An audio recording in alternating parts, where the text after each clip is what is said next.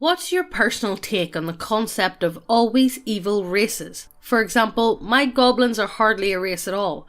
They are cursed humans that can only truly reproduce by infecting weakened humans with their curse. They are cowardly, violent and backstabbers that don't need to be nice or survive more than a week to be successful as a species. He's turned goblins into like alien. Yeah. Sounds like it.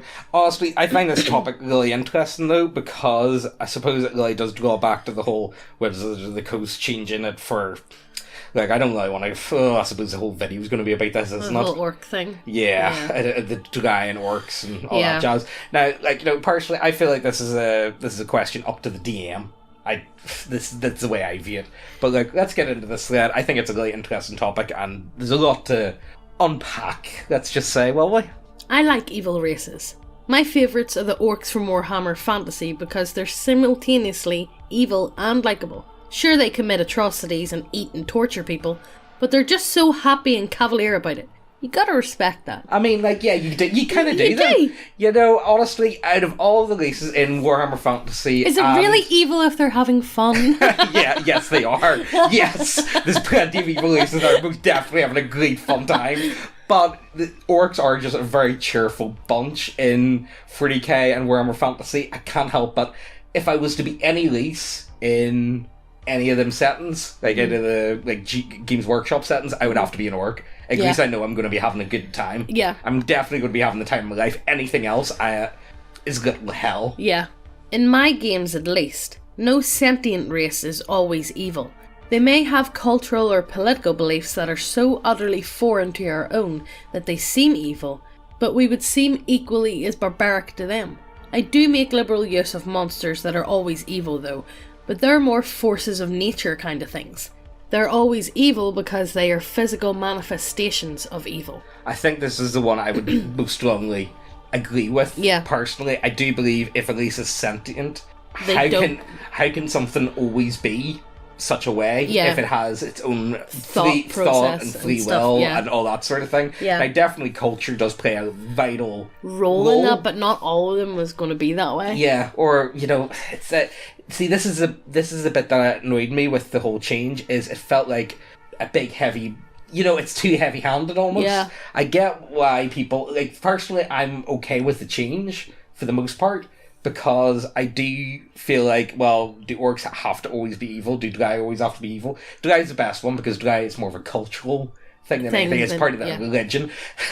What was that? Weapons are part of my religion. Well, slavery's part of Drei's religion, and that's what it is. But that doesn't mean that every single one has to be... One of them are going to be like that. Yeah, exactly. Now, I suppose you're working with stereotypes here, but, a lot of the time stereotypes can't be true. Like, look at us. We're good little goblins. Yeah. You know what I mean? Like, this is what I've never got. It's like, oh, black people are orcs, whatever they were trying to say. It's like, well... No, I don't think black people are orcs, but Irish people are definitely goblins, and they're either goblins or halflings, and there's no in between. I'm sorry, guys. And I feel like I'm okay with saying that because I'm saying it about myself, And also Swedes are femboys, I'm sorry. Always evil races usually follow a few narrow paths in design, and thus can come off as boring or poor writing. In regard to the latter, it seems the writer knew the story needed conflict and wanted it to be action-packed, but couldn't figure out how to do it. Thus the author shits out a generic, always does bad things race that is weak enough for the local adventurers to handle. Such a weak race, so obviously antithetical to every civilization, so no less life itself, would be very shortly lived as it would be hunted to extinction. The author may realise this, and make the weak ones part of a race that can be really strong to make them more serious threat, and let the heroes be even more heroic. The problem is, if they are so strong, then they would either just win immediately or have every civilization unite against them even faster before they could organise. You know what this makes me think of? This kind of makes me think of wolves in Europe.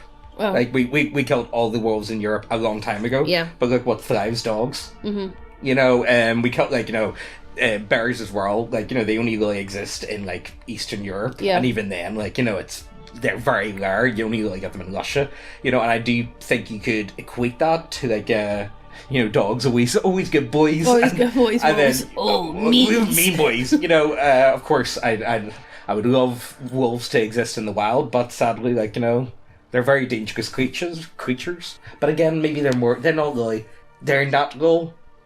directly evil. It's just what they are. It's bred under them, yeah. Yeah, it's like, you know, they need food. They, like, you know. Yeah, they have to. I don't see wolves again. Wolves are not directly evil creatures. No, they are just creatures. Survivalists, it's nature, I suppose, isn't it? Like, you know. In regard to the former, there are only so many ways a writer can create an always evil race without it feeling like bad writing, and it tends to be through not being evil or having limitations. Examples: vengeful, it's just payback. Seeking conquest, only evil if it serves a purpose. Has no concept of evil. Lions aren't evil. Yeah, like what I was saying with wolves. Being so alien that the concept of evil is unknown.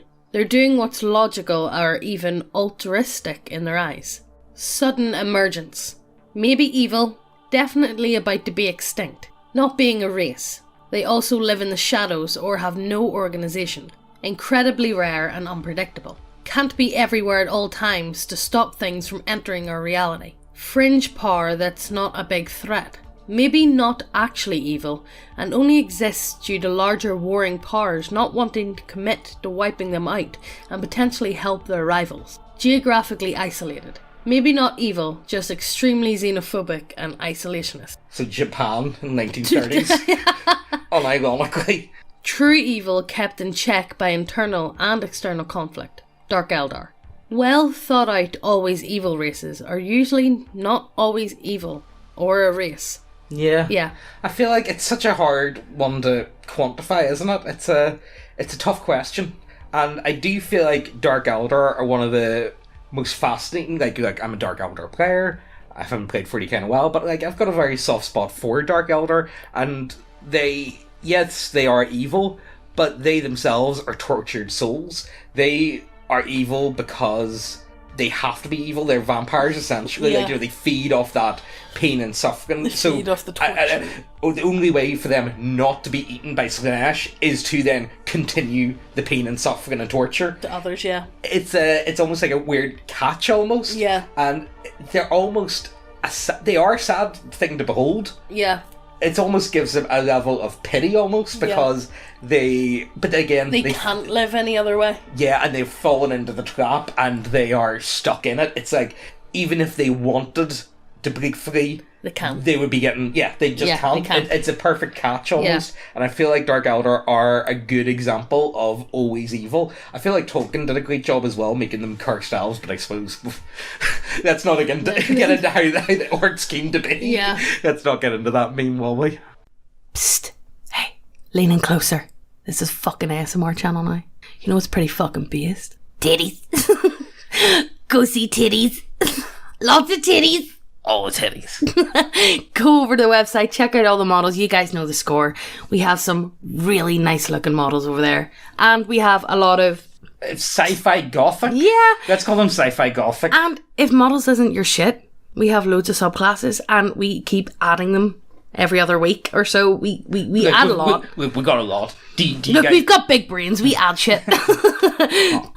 But yes, go over to the website, check out everything. If you haven't subscribed, what the fuck you doing? Hit subscribe, hit the notification bell as well, and let's get back to the video.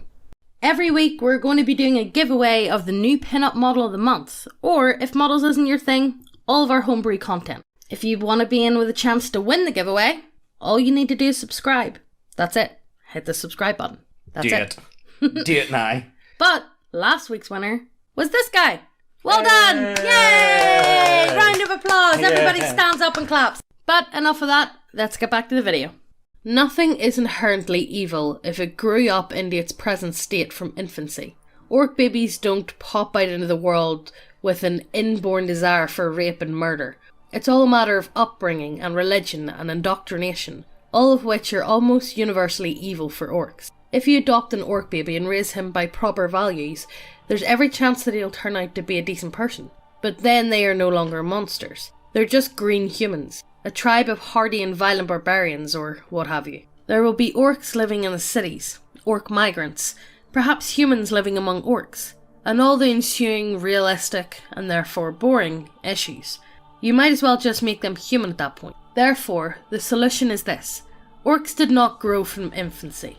Orcs are created, perhaps by dipping a human in a wizard's evil black cauldron. This will also make them dark servants of one particular sorcerer, mostly hanging out in one corner of the world rather than swarming all over every place like bugs. They are very evil indeed. You'll need magic and miracles to genuinely redeem one, and should that happen, it will just turn back to human. If you can use humans for an encounter, use humans. It'll downplay fantastic elements and keep them being genuinely fantastic, rather than just another check on the fantasy board. And there's better odds of player characters actually thinking about what they're doing when the enemy is of their own race. Save orcs for the real bad shit.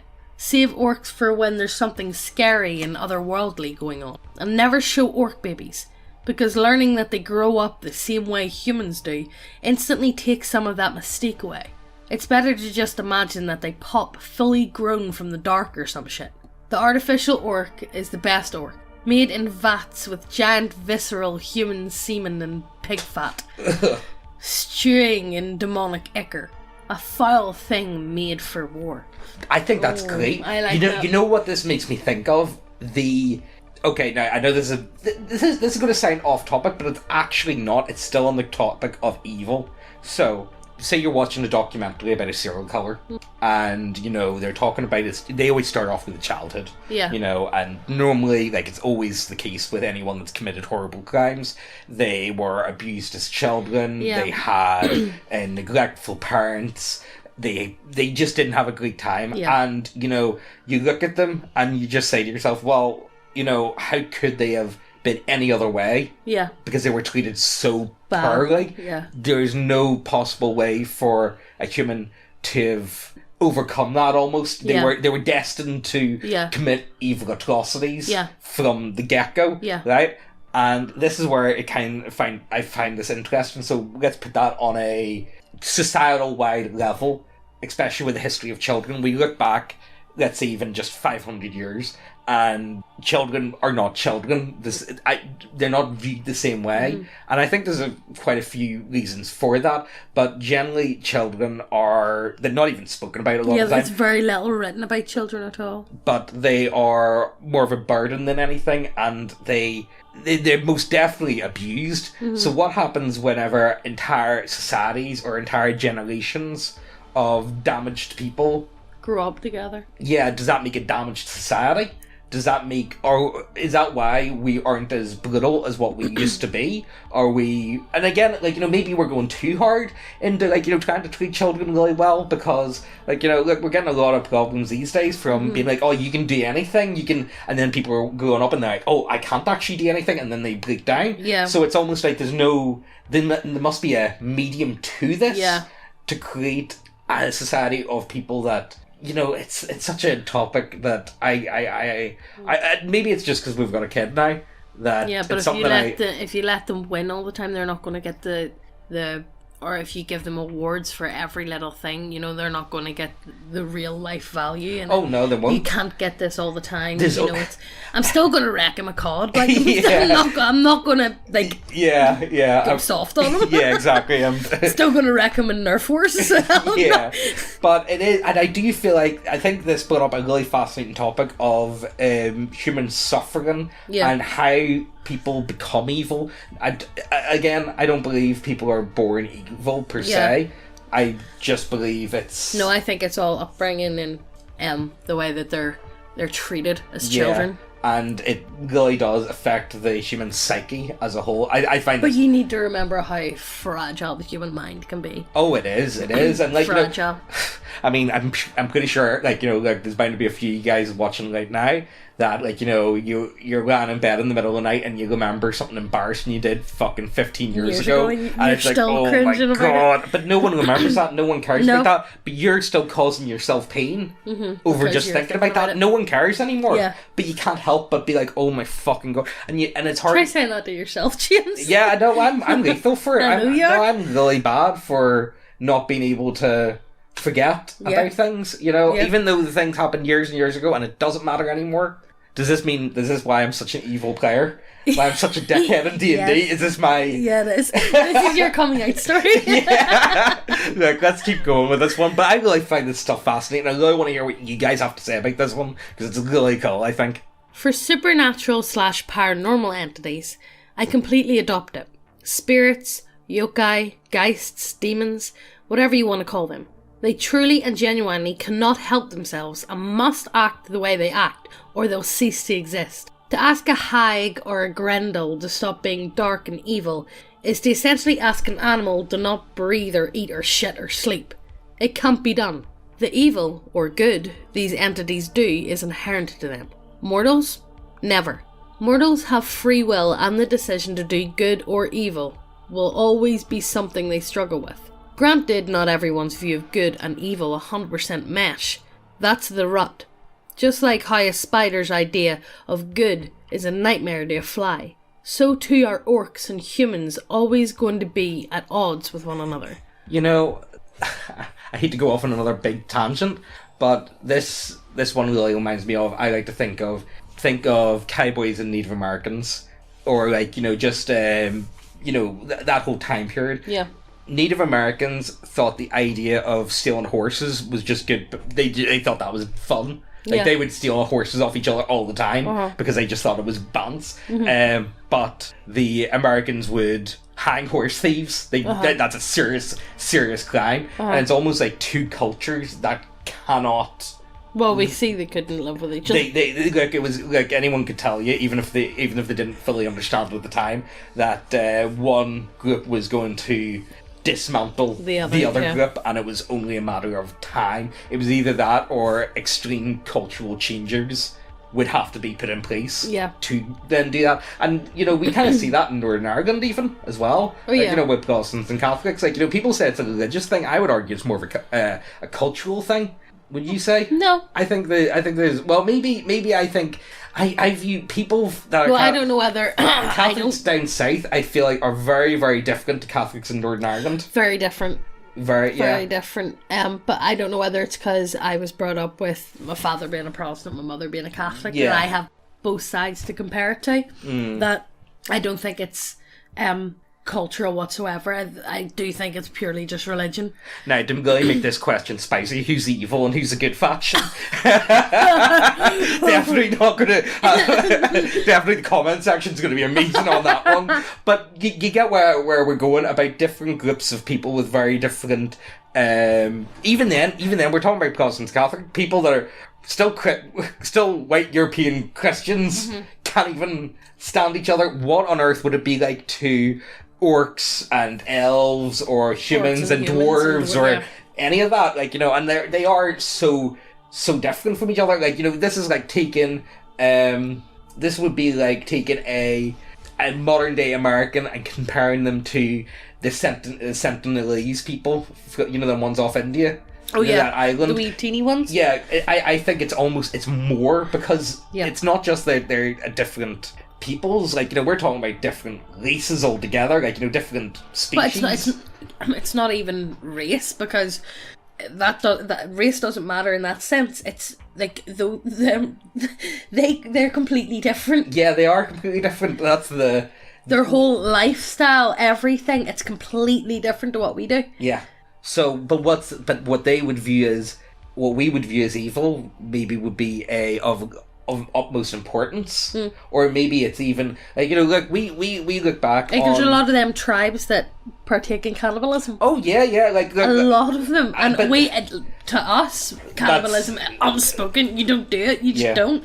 But to them, it's completely normal. Yeah, no way. I need to consume the flesh of my enemies, and I will gain their power. Completely normal. We need to sacrifice these noble children for the sun god, otherwise we're going to have famine. Yeah. You know, and to them that makes complete sense. But then again, like, you know, Christians also consume the body and blood of Christ. Oh. So, and that was one of the things that actually scared Muslims in the Middle Ages. They were like, they eat their god. They eat their god. Yeah. You know what I mean? Well, if you didn't know, you would shit. I know, but it's a really fascinating way of thinking about it, though, isn't it? A lot of people like to portray orcs as being an intrinsically good race turned evil. Mine are intrinsically evil creatures who have taught/socially conditioned themselves to be good.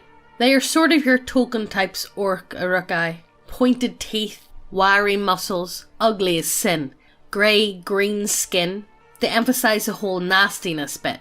Orc babies are vile little shits, but their society, which is so obsessed with chivalry and military title as to make Don Quixote blush, drills the importance of discipline and quite a bit of moral philosophy into young orcs so they become good little citizens, and they can maintain a society and subsequent. I'm keeping that in, Megan. How do you say it? I can't say either. Shit. Like, just go. And so forth. Standard of living, which does not amount to running around hitting sentient things with an axe for fun. This being said, it is all too easy for them to regress to cruel savages, especially when in continued warfare. Orcish officers and commanders are generally the most well-trained and disciplined, and keep their men in line, often having to put down warriors who snap and become irrevocably savage. The only other bad race is gnolls, and even then that's because they're more or less apathetic to anyone outside their packs, and only especially concerned with the easiest way forward. They're just as likely, even more so, to offer protection to an isolated farmer for resources as they are to raid and kill him, because the latter might result in him fighting back and injuring one, or far more dangerous humans being sent after them. They're also shockingly tender and caring within their packs, due to their previous, extremely hostile world, requiring extreme teamwork and cooperation between pack members for their continued survival. If by circumstance a member of another race manages to join a pack, the same courtesy is extended to them.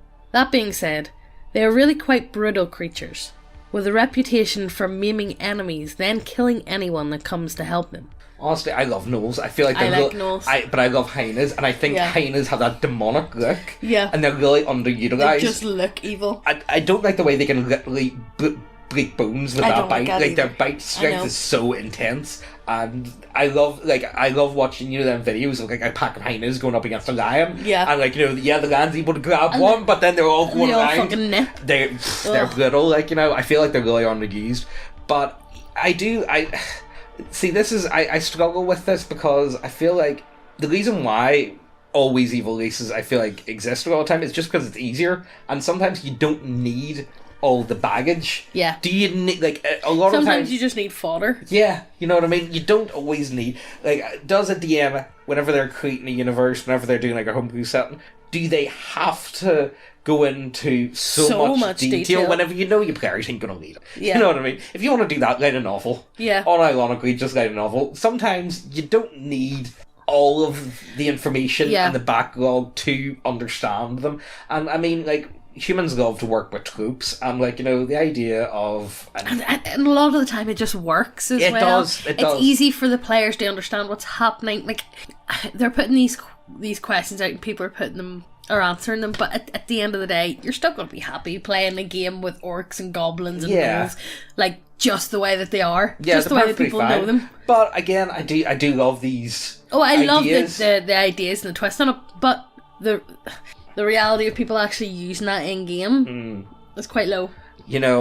I've just thought of something, right? And I suppose we're going to end it here. But I was thinking, as we were talking about, a lot of animals, they're not evil. They are doing that for it's just nature. It's just survival. But what about fucking domestic house cats? They're just assholes. Domestic house cats, though, but they kill for fun. Not even domestic. I think just cats, big cats in general. Yeah. Are just all assholes. They're lazy bastards and they're all assholes. I don't know. I think lions are pretty chill.